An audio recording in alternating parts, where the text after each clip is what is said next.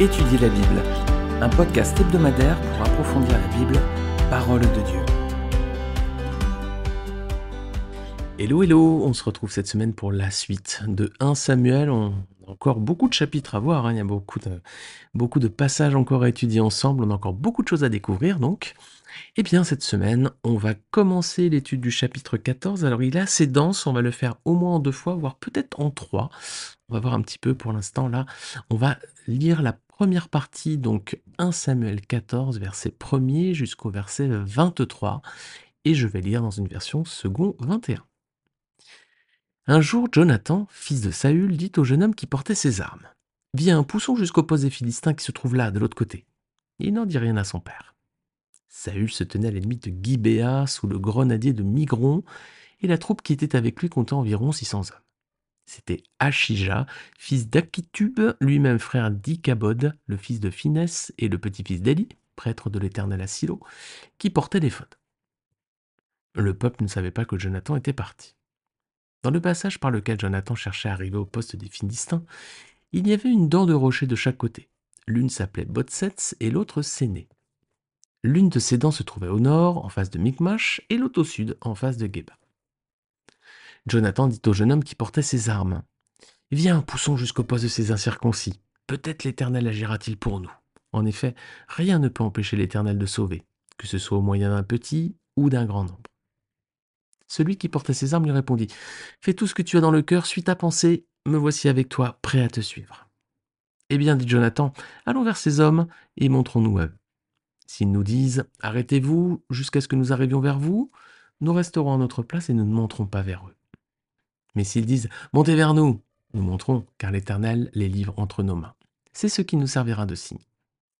Ils se montrèrent tous les deux au poste des Philistins, et les Philistins dirent: Voilà que les Hébreux sortent des trous, ils se sont cachés. Les hommes du poste s'adressèrent ainsi à Jonathan et à son porteur d'armes: Montez vers nous et nous vous ferons savoir quelque chose. Jonathan dit à son porteur d'armes: Monte après moi, car l'Éternel les livre entre les mains d'Israël. Jonathan monta en s'aidant des mains et des pieds, et son porteur d'armes le suivit. Les Philistins tombaient devant Jonathan et son porteur d'armes donnait la mort derrière lui. Dans ce premier combat, Jonathan et son porteur d'armes tuèrent une vingtaine d'hommes sur un espace limité. La terreur gagna le camp, la région et tout le peuple, le poste et ceux qui semaient la dévastation furent eux aussi terrifiés. La terre se mit de plus à trembler, cela devint une terreur divine. Les sentinelles de Saül qui se trouvaient à Gibéa de Benjamin virent que c'était la débandade générale parmi la foule des Philistins. Alors Saül dit au peuple qui était avec lui: Faites donc l'appel, et voyez qui nous a quittés. Ils firent l'appel et l'on vit qu'il manquait Jonathan et son porteur d'armes. Saül dit à Achija: Fais approcher l'arche de Dieu. En effet, ce jour-là, l'arche de Dieu était avec les Israélites. Pendant que Saül parlait aux prêtres, l'agitation allait toujours en augmentant dans le camp des Philistins. Saül dit au prêtre: Retire ta main. Puis Saül et tout le peuple qui était avec lui se rassemblèrent et s'avancèrent jusqu'au lieu du combat. Alors les Philistins tournèrent l'épée les uns contre les autres dans un très grand trouble. Il y avait des Hébreux parmi les Philistins, comme c'était le cas depuis longtemps. Ils étaient montés avec eux dans le camp, où ils se trouvaient dispersés. Ils se joignirent aux Israélites qui étaient avec Saül et Jonathan. Tous les hommes d'Israël qui s'étaient cachés dans la région montagneuse d'Éphraïm apprirent que les Philistins prenaient la fuite et se mirent aussi à les poursuivre dans la bataille. L'Éternel délivra Israël ce jour-là, et le combat se prolongea plus loin encore que Beth-Aven. Eh bien, allez, on va regarder ces versets, les amis, un par un, dans le détail. Alors, ce passage commence par un jour, Jonathan, fils de Saül. Alors, un jour, ça peut donner l'impression que c'est beaucoup plus tard, mais pourtant, c'est bel et bien la suite de la fin du chapitre 13, hein, c'est un enchaînement finalement, hein. Un jour, ça a l'impression que c'est un petit peu lointain, mais en fait, le mot utilisé ici en hébreu, c'est yom, hein, Y-O-W-N. Alors, yom, ça veut décrire à la fois une durée assez longue, hein, une année des fois, même parfois ça peut désigner seulement un jour de 24 heures. C'est d'ailleurs le mot qui est utilisé en Genèse 1er, hein, pour désigner les 7 jours de la création. Il y eut un soir et puis un matin, ce fut le premier jour, voilà. C'est vrai qu'entre français on dit un jour, on a l'impression que c'est un peu plus lointain, mais là a priori c'est assez proche, on va voir ensuite un petit peu pourquoi. Alors verset 1er, Jonathan montre ici tout son courage, hein. Il est prêt à affronter directement les Philistins, et pour ça, il sera seulement accompagné du jeune homme qui portait ses armes. Alors, c'est pas le premier acte de bravoure de Jonathan, hein. Rappelez-vous, dans l'épisode précédent, on avait vu qu'il avait déjà remporté une autre victoire importante sur le peuple ennemi des Philistins, donc c'était dans 1 Samuel 13, verset 3. on avait vu que Jonathan bâtit la garnison de Philistins qui se trouvait à Géba, et les Philistins la prirent. Saoul fit sonner de la trompette dans tout le pays en disant que les Hébreux la prennent. Voilà. Alors, le texte précise ici, verset 1er, que Jonathan agit sans prévenir son père Saül. Alors, deux hypothèses. Ou bien il sait que son père n'est pas un homme de foi, et donc il va s'opposer à son projet. Ou bien il se dit que Saül pourra en tirer profit pour sa propre gloire, comme il avait fait dans l'épisode précédent. Rappelez-vous, 1 Samuel 13, cette fois je vais lire le verset 4. Tout Israël apprit que Saül avait bâti la garnison des Philistins et qu'Israël avait ainsi provoqué le dégoût des Philistins. C'est pas Saül qui avait bâti la garnison des Philistins, c'était en l'occurrence Jonathan. Alors il s'est dit peut-être que son père il allait vouloir un petit peu tirer la couverture à lui, et donc il a préféré ne pas le prévenir. Enfin c'est une hypothèse, on ne sait pas vraiment ici. Alors verset 2, on voit que le roi Saül est resté à Gibéa, et il se tient pour l'instant à l'écart des Philistins. Il est toujours accompagné pour le moment de 600 hommes. Alors voilà deux signes qui tendent à montrer que cette histoire donc est la suite directe du chapitre 13, parce que, regardez avec moi, 1 Samuel 13 verset 15, Samuel se leva et monta de Gilgal à Gibéa de Benjamin. Saül passa en revue le peuple qui se trouvait avec lui, il y avait environ 600 hommes. Donc au chapitre 13, Saül est à Gibéa, il est accompagné de 600 hommes, et ici il est dans la même position. Donc les deux épisodes semblent bien liés. Alors, verset 3, Jonathan n'a donc raconté son projet à personne, ni à son père le roi, ni au peuple. Voilà, il est parti tout seul. Alors ici, il fait preuve de quoi? À la fois de bravoure, de foi et d'humilité. Il va affronter l'ennemi sans l'aide de l'armée restante d'Israël. Il ne craint pas non plus le rapport de force, qui joue clairement en sa défaveur. Ils sont deux contre toute une troupe armée ennemie, là. Et il ne crie pas tout haut ce qu'il va accomplir. Il dit pas moi, regardez, je vais aller attaquer tout seul, là, on va aller à deux pour attaquer toute une armée. Non, il dit rien, il fait ça discrètement, secrètement. Donc c'est un très très beau signe d'humilité ici. Et c'est aussi un très beau signe de foi parce qu'il montre qu'il compte uniquement sur le salut de Dieu. Alors par son caractère, par son attitude, Jonathan, c'est un très bel homme de Dieu. Il ne regarde pas les circonstances. Il s'appuie seulement sur Dieu pour trouver sa force et son courage. Que l'exemple de Jonathan, les amis, nous inspire. Alors, versets suivants 4 et 5, le zèle de Jonathan est d'autant plus remarquable que les Philistins sont positionnés dans un lieu qui est relativement inaccessible. En fait, quand on voit les images de la région, cet endroit où ils sont placés, c'est une falaise en fait, et elle est quand même escarpée. Alors, les Philistins, ils sont tout en haut de la falaise, et Israël était tout en bas. Donc Jonathan et le jeune homme vont devoir escalader à main nue toute la paroi pour parvenir jusqu'au camp ennemi. Alors, je ne sais pas ce que vous auriez fait à sa place, mais c'est vrai que faut gravir tout ça quand même. C'est quand même une preuve de foi, là encore. Et verset 6, il a aussi un témoignage qui est remarquable. Il n'imite pas la puissance de l'Éternel, au contraire.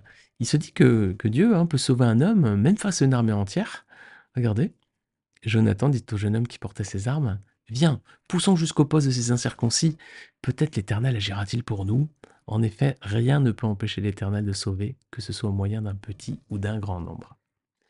Alors les amis, nous, est-ce qu'on n'a pas parfois la tentation de limiter l'action de Dieu en se disant, est-ce que le Seigneur peut vraiment faire ça? On doute en se disant, est-ce qu'il va le faire? Est-ce qu'il peut le faire? Est-ce que... Jonathan, lui, il a peur de rien, il doute pas, il dit, rien ne peut empêcher l'Éternel de sauver, que ce soit au moyen d'un petit ou d'un grand nombre, voilà. C'est David contre Goliath. Ils sont deux là, contre une armée entière, et ils y vont quand même. Quel exemple de foi, les amis! Il n'a pas limité l'action de Dieu. Est-ce qu'on n'a pas cette tendance parfois à le faire de notre côté? Donc Jonathan, très bel exemple de foi. Mais il n'est pas tout seul. Verset 7, il faut aussi mentionner la foi de l'aide de camp de Jonathan. Il est prêt à le suivre, sans remettre son projet en question. Il ne questionne pas, là encore, quel bel exemple de foi là aussi. Et oui les amis, lorsque des hommes mettent leur foi en commun dans un projet, la puissance de Dieu se manifeste. Vous avez certainement, comme moi, vu des implantations d'églises qui étaient risquées et qui ont abouti à des succès, des projets missionnaires qui n'étaient pas faciles au départ et qui finalement sont révélés des réussites. Voilà, combien de projets comme ça ont été conduits par l'action commune de serviteurs de Dieu, et le Seigneur a alors béni ces projets et la foi de ces hommes. Versets 8 à 10, Jonathan il va donner des consignes de façon claire. Voilà comment ils vont agir. Ils vont se montrer aux Philistins, donc qui se trouvent tout en haut de la falaise. Alors si les Philistins disent qu'ils descendent, voilà, c'est le signe que l'Éternel ne les livre pas entre leurs mains. Par contre, si les Philistins leur disent de monter, c'est que Dieu va leur accorder la victoire. Alors Jonathan, il n'a pas choisi l'option la plus facile. C'était quoi l'option la plus facile, celle que j'aurais choisie moi? C'était de dire: «Eh ben, si les Philistins descendent, c'est que le Seigneur les livre entre nos mains», parce qu'ils vont descendre déjà, ça va être un peu compliqué, risqué. En plus, ils vont arriver fatigués, il y a juste à leur tomber dessus et ils vont mourir. Non, il a fait le choix inverse. Voilà, c'est eux qui vont gravir la paroi à main nue, ils vont arriver fatigués et ils vont se retrouver seuls face à une troupe nombreuse. C'était pas le meilleur choix, hein. Mais la foi, les amis, elle est comme ça, hein. La foi, elle se fixe pas de limite, hein. Elle s'appuie pas uniquement sur des circonstances favorables, hein. Si on se retrouve dans les meilleures conditions possibles, bah, est-ce que c'est vraiment la foi finalement? La foi, c'était quand même de dire: «C'est nous qui allons monter et après on va les terrasser, quoi». Ça, c'était quand même la foi. Alors versets 11 et 12, bah, ils se présentent, hein, au pied de la falaise là, et puis les Philistins voient arriver ces 2 jeunes hommes, alors comment ils réagissent? Bah, ils les dénigrent, hein. Ils disent: «Tiens, voilà que les Hébreux sortent des trous où ils sont cachés». Alors déjà, notez bien qu'ils emploient le mot «les Hébreux». Rappelez-vous, au chapitre précédent, on avait vu que Saül aussi avait dit, que les Hébreux la prennent, voilà. Au lieu d'avoir utilisé le mot Israël qui mettait en avant le lien, hein, l'alliance entre l'Éternel et son peuple, non, il avait plutôt utilisé le mot hébreu, qui est le terme donc qu'utilisaient les peuples alentours pour désigner le peuple de Dieu. Alors donc, voilà que les Hébreux, hein, sortent des trous, ils se sont cachés, voilà, comme des rats un peu, quoi.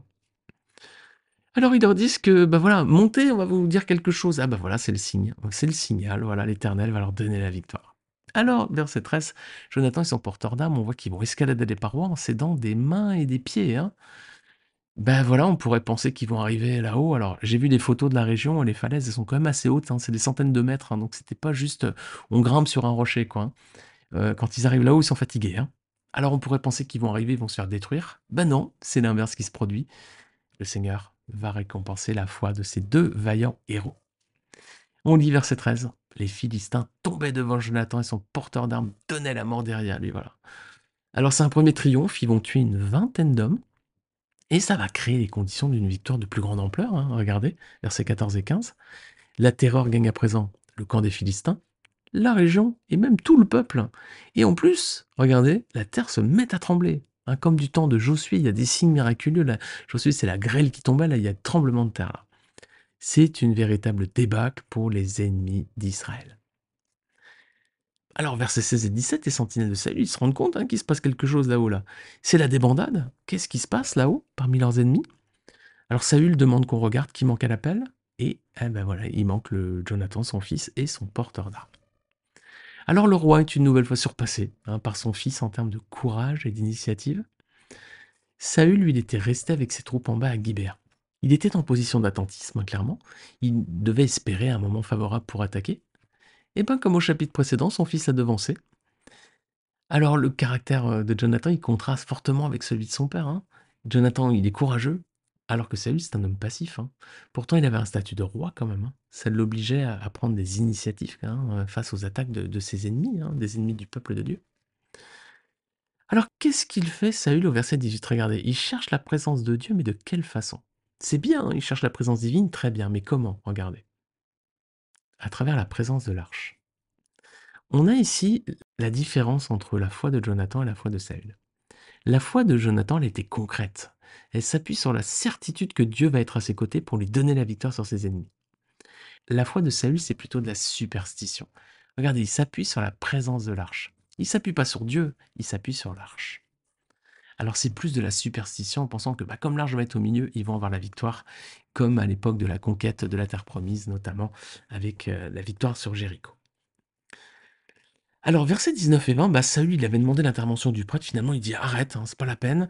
Il va essayer de profiter de la grande confusion qui règne dans les camps philistins, a priori, pour les attaquer avec son armée. Donc là, il fait preuve de quoi, Saül? D'opportunisme, là encore, hein.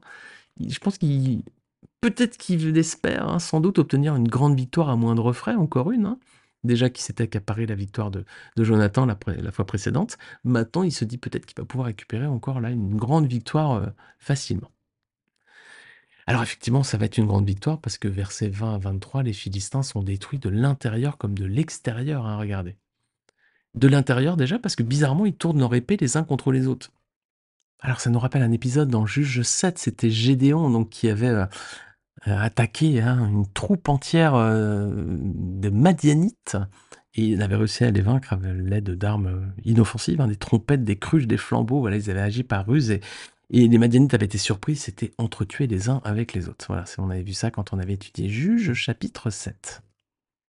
Et puis cette fois en plus, alors il y a également des Hébreux qui étaient dans les troupes philistines, hein. Il y a des Hébreux qui s'étaient retrouvés là, qui avaient été visiblement faits prisonniers peut-être par des Philistins qui les avaient embarqués avec eux.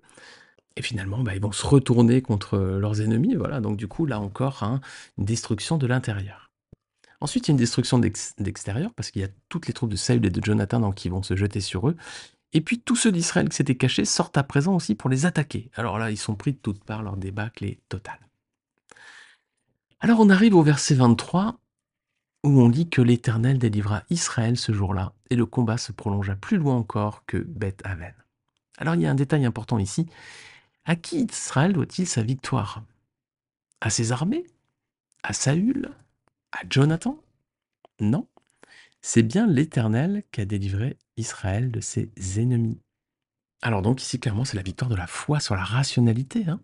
Saül avait une attitude rationnelle, hein. Il attendait avec ses troupes, il étudiait, il calculait le bon moment pour agir, et puis il préférait compter ses hommes et s'appuyer sur eux. Regardez 1 Samuel 13,15. Samuel se leva et monta de Gilgal à Gibéa de Benjamin. Saül passa en revue le peuple qui se trouvait avec lui, il y avait environ 600 hommes. Donc lui, ce qu'il aimait bien, c'est recenser un peu ses forces en présence pour voir le rapport de force, justement, pour voir comment il se positionnait. Alors par son attitude, on pourrait penser qu'il était patient, mais en fait, il était plutôt passif, hein, parce qu'il faisait rien. Alors que Jonathan, lui, il a agi par la foi. Il n'a pas regardé les circonstances défavorables. Il n'a pas non plus établi un plan savant qui lui donnerait un avantage. Hein, rappelez-vous, c'est lui qui devait escalader la falaise, c'est pas ses ennemis qui devaient descendre, hein.